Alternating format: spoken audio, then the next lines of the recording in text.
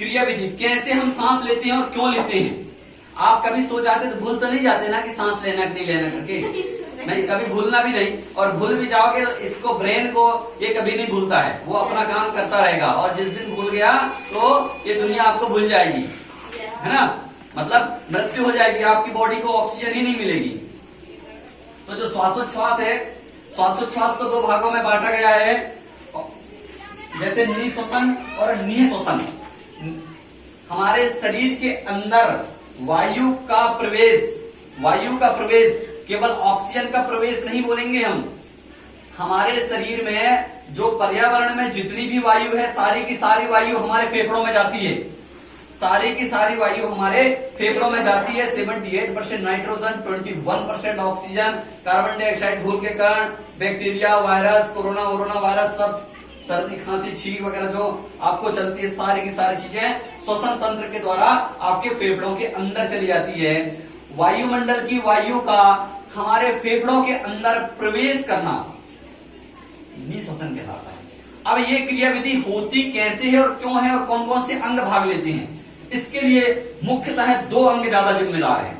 एक हमारी पसलियों की मांसपेशियां और दूसरा है हमारे फेफड़ों के नीचे डायफ्राम का पाया जाना। दो चीजें याद रखना, इन दोनों की क्रिया विधि के कारण निःश्वसन और निःश्वसन होता है, निःश्वसन और निःश्वसन। आप सबसे पहले देखते हैं निःश्वसन कैसे होता है, इसकी क्रिया विधि क्या है। क्या होता है निःश्वसन में? निःश्वसन में ये जो डायफ्राम होता है, ये जो डायफ्राम होता है, इसमें क्या होता है, इसमें संकुचन होता है। संकुचन मतलब ये जो ऐसा टेढ़ा है तो ऐसा सीधा हो जाता है, ये टेढ़ा है तो ये सीधा हो जाता है। पहली प्रक्रिया की डायफ्राम में संकुचन होता है, और दूसरी चीज यहां पे जो पेशियां पाई जाती है, एक पसली से दूसरी पसली को जोड़ने वाली पेशियां, इसको इंग्लिश में एक्सटर्नल इंटरकॉस्टल मसल्स कहते हैं। ये दो प्रकार की मसल्स होती है, एक्सटर्नल इंटरकॉस्टल मसल्स और इंटरनल इंटरकॉस्टल मसल्स। आपको याद हो रहा है तो ठीक, नहीं हो रहा है तो केवल एक चीज याद रखना, पसलियों की बाहर की ओर, पसलियों की बाहर की ओर पेशियां होती है, पसलियों को पसलियों से जोड़ने वाली। तो इनमें क्या होता है, जो पसलियां होती है इसमें बाह्य अंतरापरशु पेशी, हिंदी में बोलते हैं उसको, उसी को इंग्लिश में एक्सटर्नल इंटरकॉस्टल मसल कहते हैं। याद हो रहा है ठीक? बाकी आप बाह्य अंतरापरशु पेशी याद रखना। तो उन पेशियों में क्या होगा, संकुचन होगा, उन पेशियों में संकुचन होगा, मतलब ये सिकुड़ेंगी।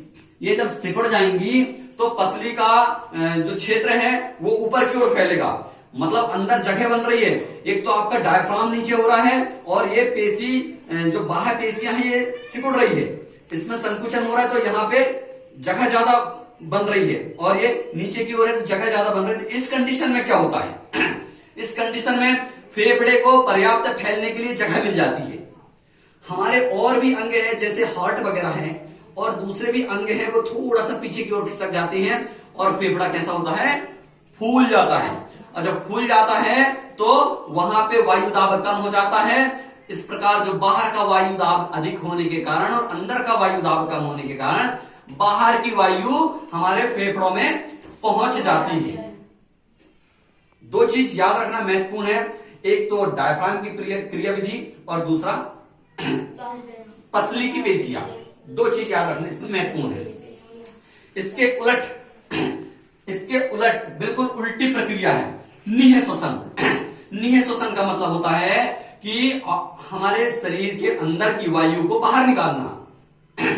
हमारे शरीर के अंदर की मतलब फेफड़े की वायु को बाहर निकालना निःश्वसन कहते हैं। अब निःश्वसन में क्या होता है, निःश्वसन में ये जो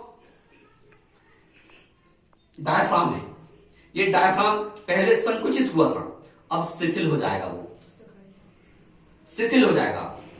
शिथिल हो जाएगा मतलब ऐसा झुक जाएगा ऊपर की ओर, ऊपर की ओर झुक जाएगा, और फिर ये जो पसली है वो जो बाहर वाली जो संकुचित हुई थी पहले वो शिथिल हो जाएगी अब।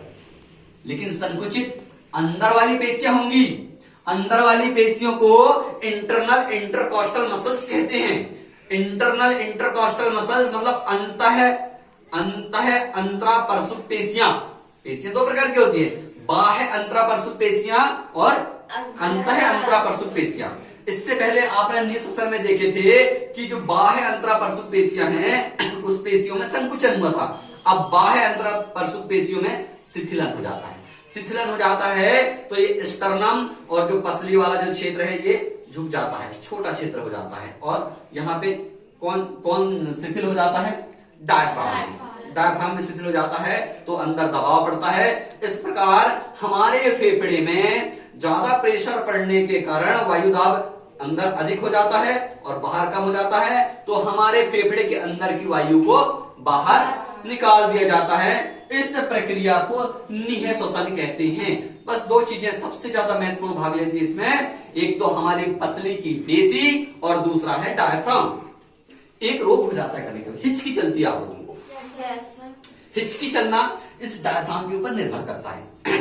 हमारे मस्तिष्क का जो पांस वेरोलाई होता है यहाँ पर, यहां से श्वसन केंद्र को सिग्नल मिलता रहता है कि वो सांस लेता रहे, रुके ना कभी। आप सो भी जाते हैं तो यहां से सिग्नल मिलते रहते हैं, ठीक है। कभी कभी ये वाला जो सिग्नल जो फेफड़े को मिलने वाला इसको मिल जाता है, तो ये जो नियमित अंतराल से संकुचित हो रहा था, शिथिल हो रहा था, संकुचित हो रहा था, शिथिल हो रहा था, तो वो ऐसा होने लगता है। ऐसा जब होगा वो तो अचानक में वायु बाहर से अंदर खींचती है। ये डायफ्राम की मिसअंडरस्टैंडिंग के कारण होता है और कुछ देर में अपने आप ठीक हो जाता है। इसके कारण हिचकी चलती है।